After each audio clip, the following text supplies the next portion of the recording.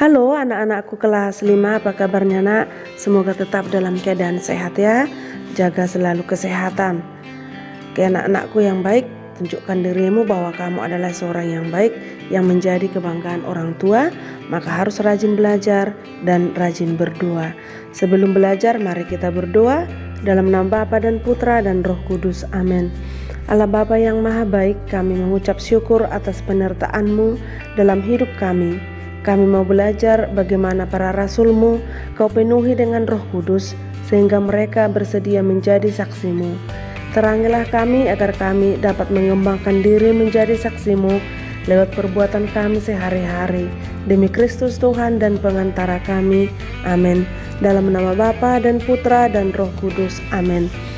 Anak-anak ibu yang baik, mari kita lanjutkan pelajaran kita. Hari ini kita akan masuk pada bab 5, hidup baru dalam Roh Kudus. Dalam pelajaran ini nanti kita akan mempelajari dua hal. Yang pertama, Roh Kudus menguatkan hati para rasul. Dan yang kedua, Roh Kudus dicurahkan kepada setiap orang. Maka mari kita lihat yang pertama, Roh Kudus menguatkan hidup para rasul. Anak-anak ibu yang terkasih, Roh Kudus itu adalah Roh Allah dan Roh Yesus Kristus, yang disebut juga dengan konsep Tritunggal.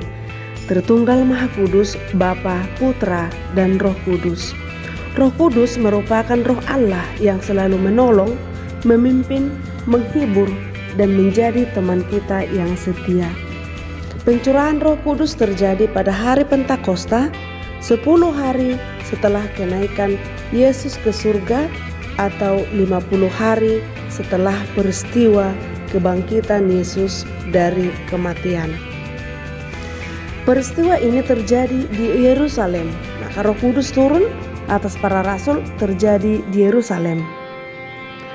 Angin yang keras bertiup, lalu lidah-lidah api tampak di atas kepala para murid Yesus. Maka simbol Roh Kudus itu termasuklah angin yang keras bertiup, lalu lidah-lidah api, dan juga burung merpati saat Yesus dibaptis di sungai Yordan.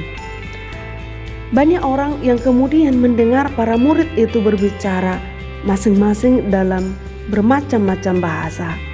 Dan menurut Alkitab, murid-murid Yesus pada hari itu menerima Roh Kudus sehingga 3.000 jiwa bertobat. Maka mari kita lihat pada Kisah Para Rasul 2 ayat 1 sampai dengan 15, dan dilanjutkan dengan ayat 22 sampai dengan 24 dan 32 sampai dengan 33. Di sini nanti diceritakan bagaimana sejarah turunnya Roh Kudus kepada para rasul, yaitu yang terjadi di Yerusalem. Dan itulah yang kita awali tadi, bahwa Pentakosta itu setelah Yesus naik ke surga, hari ke-50 turunlah Roh Kudus. Maka Pentakosta artinya hari raya turunnya Roh Kudus kepada para rasul dalam bentuk lidah-lidah api. Dengan demikian para rasul semakin disemangati, diberanikan untuk menyampaikan kabar gembira, kabar kebaikan Tuhan, yaitu tentang kebangkitan Kristus. Dan mereka semakin dikuatkan lagi, dan mereka tidak takut untuk mewartakan kerajaan Allah. Ketika tiba hari Pentakosta, semua orang percaya berkumpul di satu tempat. Ya, lalu dalam cerita tadi Kisah Para Rasul itu, tiba-tiba turunlah dari langit bunyi seperti tiupan angin keras yang memenuhi seluruh rumah di mana mereka duduk. Mereka itu para rasul, dan tampaklah kepada mereka lidah-lidah seperti nyala api yang bertebaran dan hinggap pada masing-masing. Maka mereka penuh dengan Roh Kudus, lalu berkata-kata dalam bahasa-bahasa lain, dan mereka saling mengerti karena sudah memiliki Roh Kudus. Peristiwa Roh Kudus, turunnya Roh Kudus atas para rasul atau hari Pentakosta, mengawali babak baru bagi kehidupan umat beriman.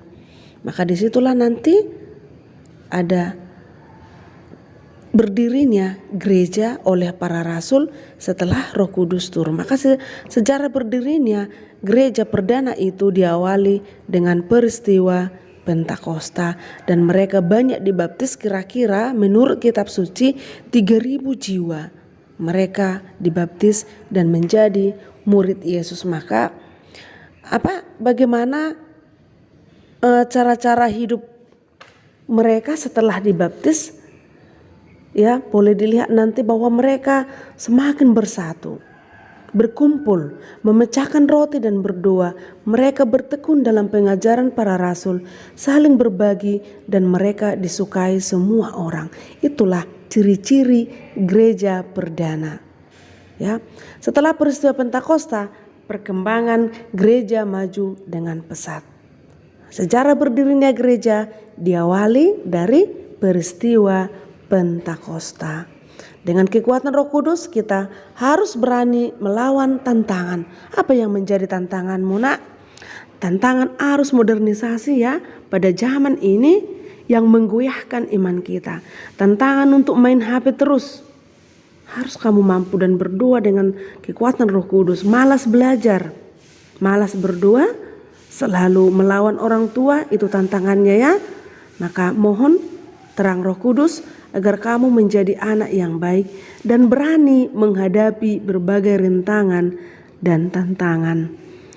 Ya, anak-anakku yang baik, berkat Roh Kudus para rasul membentuk sebuah persekutuan yang kuat yang terdiri dari 12 rasul, dan itu menjadi gereja pertama. Lahir gereja pertama sekali lagi, nak, setelah Roh Kudus turun atas para rasul. Maka dengan demikian, dengan disemangati oleh Roh Kudus, mereka menjadi satu anggota gereja sehingga memiliki semangat untuk berperan aktif dalam kehidupan sehari-hari, saling memperhatikan, saling berbagi, saling menguatkan. Semoga anak-anak ibu yang baik mampu selalu merasakan Roh Kudus itu, selalu berdoa kepada Roh Kudus jika kamu mengalami tantangan, hambatan, dan cobaan dalam hidup. Sekian dan terima kasih.